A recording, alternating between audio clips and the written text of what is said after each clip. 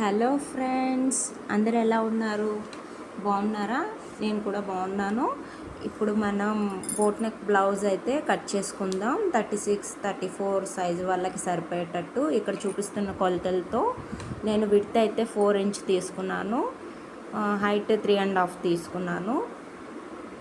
ఈ విధంగా కర్వ్ స్కేల్తో గీసుకోండి, లేకపోతే హ్యాండ్తో అయినా గీసుకోండి, డ్రా చేసుకోండి. ఇక్కడ నేను ఆర్మ్ రౌండ్ గీస్తున్నాను.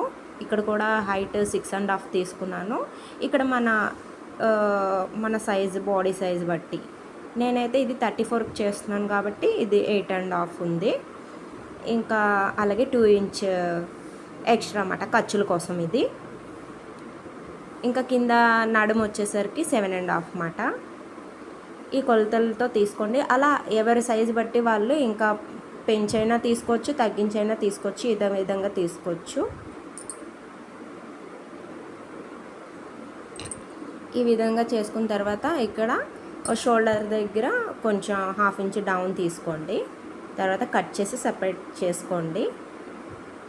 ఇంకా దీనికి నేనైతే మోడల్ పెట్టడానికి వెనకాతల ఇలా బక్రం పీస్ తీసుకున్నాను, ఫ్యూజింగ్ పేపర్.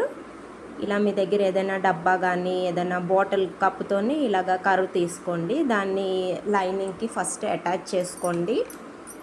అటాచ్ చేసుకున్న తర్వాత ఫస్ట్ స్ట్రైట్ లైన్గా అలా కుట్టుకుంటూ వచ్చేయండి.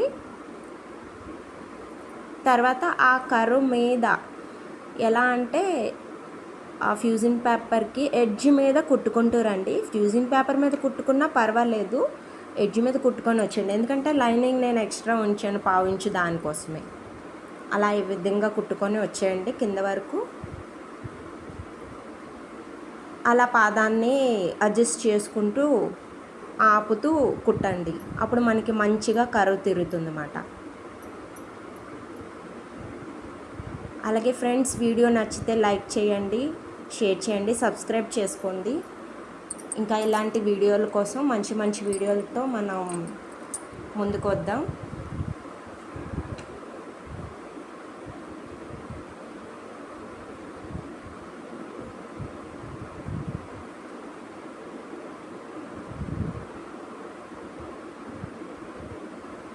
ఇంక ఇప్పుడైతే దీన్ని ఇలా ఎక్స్ట్రా పీస్ అంతా కట్ చేసుకొని తర్వాత చిన్న చిన్న కట్స్ ఇచ్చుకోండి. కట్స్ ఇచ్చుకున్న తర్వాత దాన్ని తిరిగేసుకోండి. ఆ ఫ్యూజింగ్ పేపర్ లైనింగ్ అంతా లోపల వైపుకి వెళ్ళిపెట్టేటట్టు తిప్పుకొని ఎడ్జ్లో ఒక కుట్టు వేసుకోండి. ఇప్పుడు కూడా పాదాన్ని అలా అడ్జస్ట్ చేసుకుంటూ నెమ్మదిగా ఆపుతూ స్టిచ్ వేసుకుంటూ రండి. వీడియో ఎడిట్ చేయడానికి చాలా టైం పట్టింది. చాలా మట్టుకు నేను కట్ చేస్తూ వచ్చాను. మీరు వీడియో ఎక్కడ స్కిప్ చేయకుండా చూడండి ఫ్రెండ్స్, ఇది ఒక స్మాల్ రిక్వెస్ట్.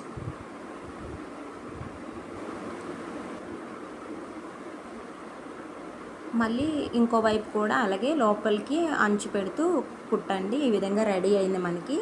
దీనికి నేను పైపింగ్ వేస్తున్నాను, ఎందుకంటే నాకు బ్లౌజ్ కలరు తర్వాత ఈ ఎడ్జెస్ సేమ్ కలర్ వచ్చేసింది. అక్కడ ఇంకా కర్వ్ మనకి కనిపించదు అన్నమాట. అదే వేరే కలర్ అయితే పెట్టుకోవసరం లేదు.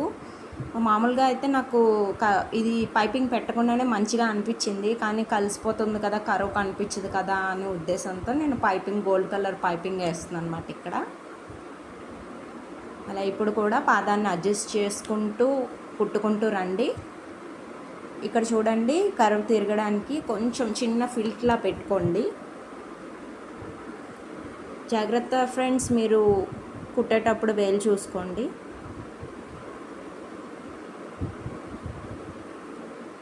ఈ వీడియో బట్టి బిగినర్స్ అయినా సరే మంచిగా కుట్టుకోవచ్చు, మీ బ్లౌజ్ మీరే కుట్టుకోవచ్చు.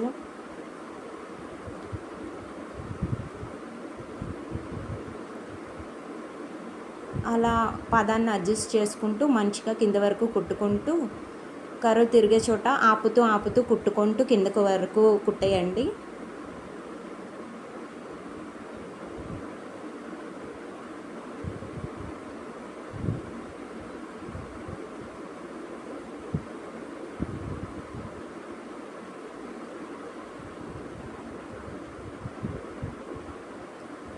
ఈ ఇలా పెట్టి లోపల వైపు తిప్పి స్టిచ్ చేసుకోండి.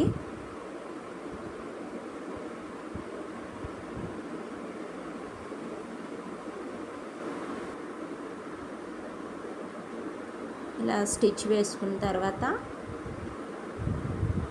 అక్కడ కర్వ్స్ ఉన్నాయి కదా, ఆ కర్వ్స్ కూడా మంచిగా స్టిచ్ వేసుకోండి. ఇక్కడ కూడా పాదాన్ని అడ్జస్ట్ చేసుకుంటూ స్టిచ్ చేసుకోండి.